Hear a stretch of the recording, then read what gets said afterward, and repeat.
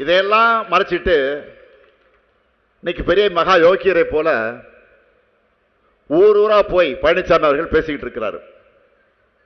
பேசுறாருன்னு கூட நான் சொல்லக்கூடாது, கண்டதை வாந்தி எடுத்துக்கிட்டு இருக்காரு. பழனிசாமி கொஞ்சம் கூட மனசாட்சியோ நேர்மையோ இல்லாத என்பதற்கு மற்றொரு சாட்சி தான் சாத்தாங்குளத்தில் நடந்த தந்தை மகன் கொல்லப்பட்ட கொடூரம். இன்னைக்கு அந்த தீர்ப்பு, அந்த வழக்கில் தீர்ப்பு வந்துருச்சு. இதையெல்லாம் மறைச்சிட்டு இன்னைக்கு பெரிய மகா யோகியரை போல ஊர் ஊரா போய் பழனிசாமி அவர்கள் பேசிக்கிட்டு இருக்கிறாரு.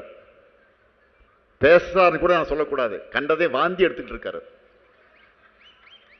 பழனிசாமி கொஞ்சம் கூட மனசாட்சியோ நேர்மையோ இல்லாத என்பதற்கு மற்றொரு சாட்சி தான் சாத்தாங்குளத்தில் நடந்த தந்தை மகன் கொல்லப்பட்ட கொடூரம்.